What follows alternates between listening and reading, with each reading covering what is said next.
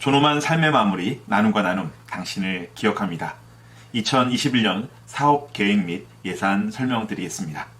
2021년 이렇게 활동하겠습니다. 우선 나눔과 나눔은 리멤버 프로젝트 5가지 사업을 주요 활동 영역으로 정하고 있습니다. 첫 번째는 장례 지원입니다. 나눔과 나눔은 무연고 사망자, 위안부 할머니, 그리고 재정적 어려움 등으로 장례를 치르지 못하는 분들의 장례를 지원하고 있습니다. 두 번째는 이러한 장례 지원을 하면서 장례 문화를 바꾸기 위한 활동도 함께 진행하고 있습니다. 죽음에 대한 인식, 그리고 이웃들이 어떻게 삶을 마감하는지를 알리고 이에 대한 죽음과 장례 문화를 바꾸는 것, 그리고 세 번째로 죽음 교육을 통해서 문화와 인식을 바꾸는 활동을 함께 진행하고 있습니다. 네 번째로는 제도 개선입니다. 현장에서 마주하고 알게 된 내용들을 보편적인 사회보장 제도가 될 수 있도록 제도 개선을 제안하는 활동, 다시 말하면 죽음과 장례 관련된 제도들을 바꿔나가는 활동을 주요한 활동으로 하고 있습니다.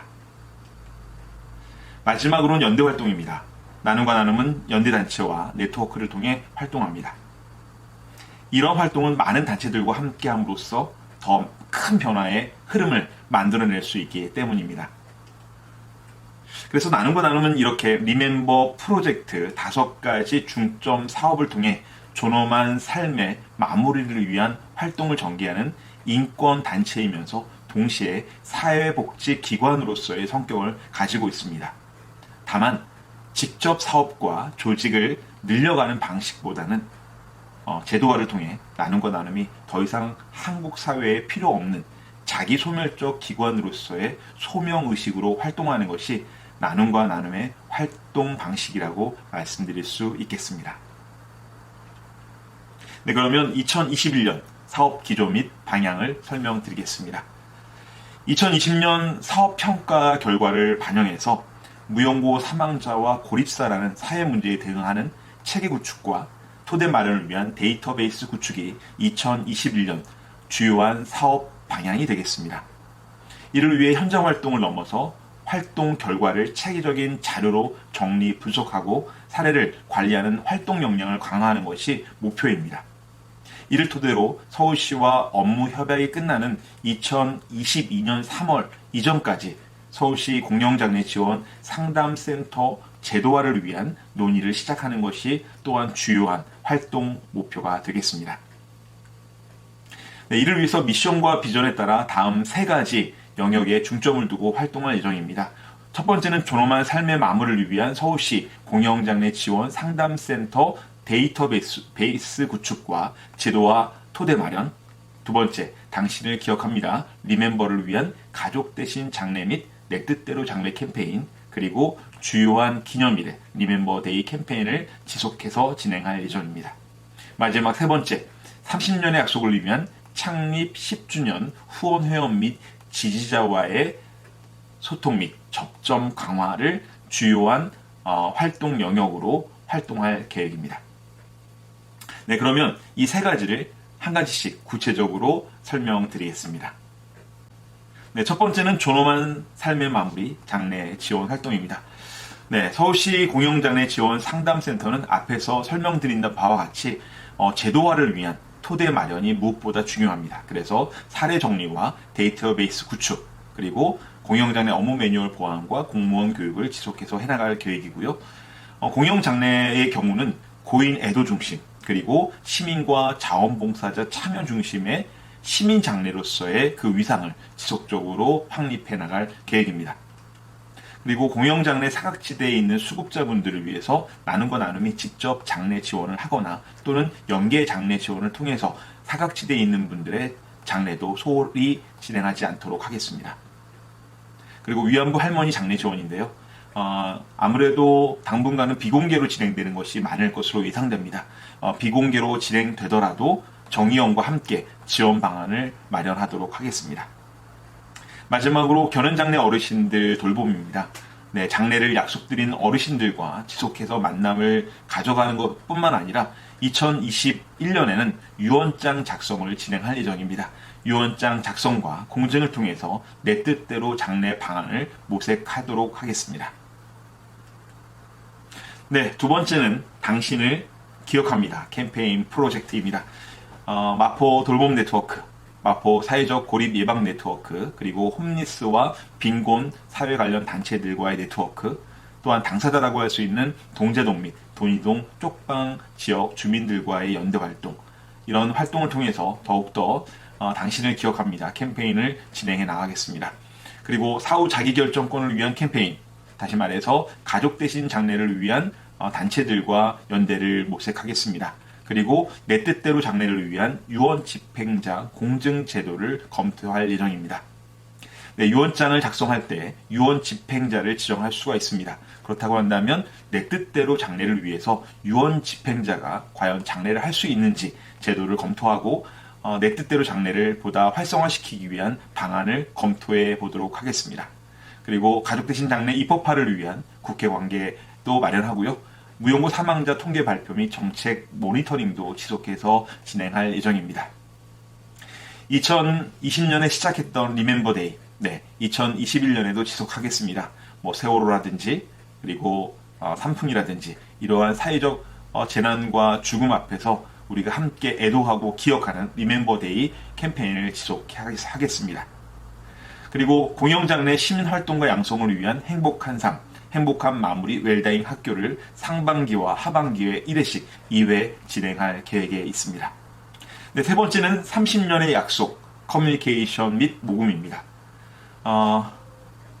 지금까지 해왔던 것처럼 한 달에 2번씩 뉴스레터를 발송할 계획입니다. 그리고 홈페이지를 중심으로 하고 페이스북, 인스타그램, 블로그를 통해서 소셜미디어를 활용해서 시민과 소통해 나가고 언론, 방송, 미디어를 통해서 나눔과 나눔의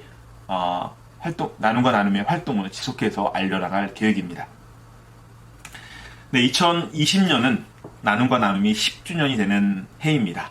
지난 10년을 돌아보고 새로운 20년을 향한 인기척 프로젝트를 진행할 예정입니다. 네, 이런 프로젝트 진행할 때 회원 여러분 그리고 나눔과 나눔을 지지하시는 분들이 함께 참여해 주시면 좋겠습니다. 사업 계획에 이어서 재정 계획 보고 드리겠습니다.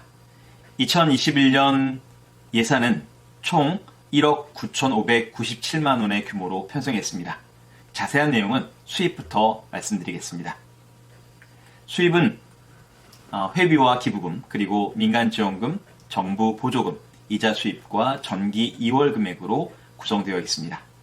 우선 회비는 의결 회원들의 회비 30만원으로 편성되어 있고요. 기부금은 CMS 계좌 정기후원금, 일시후원금으로 편성되어 있는데 각각 지난해 대비 10%, 5%, 6% 증액한 금액으로 해서 총 9,330만원의 목표 수치로 편성을 했습니다. 그리고 민간지원금은 사나이의 열매, 현대차 지정기탁 500만원과 국민연금, 배분지원금 잔액반납 100만원으로 해서 600만원, 정부보조금은 일자리 안정자금과 그리고 출산 육아기 고용 안정 지원금을 포함해서 600여만원, 그리고 이자 수입은 50여만원으로 편성을 했습니다.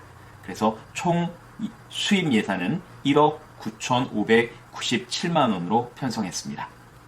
네, 이 금액을 바탕으로 해서 지출 예산을 편성했는데요.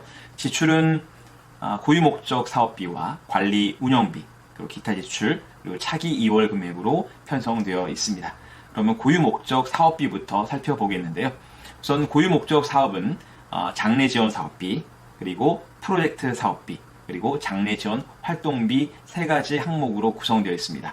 우선 장래 지원 사업비는 2,700여만 원으로 편성했는데 그 주요 내용은 상담센터와 장래 지원비와 결연장래 어르신 돌봄비로 구성되어 있습니다. 이 장래 지원 사업비의 주요 특징 중에 하나는 활동가 심리상담비가 포함되어 있고요. 올해 주요 사업 목표 중에 하나인 데이터베이스 구축을 위한 비주얼 베이직 프로그램 개발비가 반영되어 있는 것이 특징이라고 말씀드릴 수 있겠습니다. 네, 그리고 프로젝트 사업비는 1,600여만 원으로 편성했습니다. 연대 사업비, 캠페인 사업비, 그리고 기타 사업비로 구성되어 있는데요. 여기에는 10주년 기념 프로젝트와 웰다잉 교육비, 그리고 브로셔와 땡큐 패키지, 리멤버 캠페인 등의 사업비가 편성되어 있습니다. 자세한 내용은 정기총회 자료집을 보시면 좋겠고요. 그리고 장래 지원 활동비, 활동가의 인건비인데요. 8,200여만 원이 편성되어 있습니다. 그리고 관리 운영비로 해서 1,652만 원, 그리고 예비비와 비품구입비, 차기 2월 금액으로 지출 역시 총 1억 9,597만 원을 편성했습니다. 총 지출의 가장 큰 특징은 적자 예산입니다. 2020년에 2월 된 금액들을 소진하는 형태로 해서 2021년 예산을 편성했습니다. 세부적인 내용은 정기총회 자료집을 참고하시면 되겠습니다. 이것으로 2021년 사업계획 및 재정계획 보고를 모두 마치겠습니다. 2021년은 앞에도 말씀드렸던 것처럼 나눔과 나눔이 10주년을 맞이하는 해입니다. 지난 10년을 돌아보면서 앞으로의 20년을 향한 첫걸음을 내딛는 해이기도 합니다. 여러분들이 함께 해주신다면 더 좋은 변화의 흐름을 만들 수 있으리라 생각합니다. 지금까지 함께 해주셨던 것처럼 앞으로의 존엄한 삶의 마무리를 위한 여정에도 함께 해주실 것을 믿습니다. 2021년 나눔과 나눔은 천천히 하지만 꾸준히 장래 현장 그곳에 언제나처럼 자리를 지키겠습니다. 고맙습니다.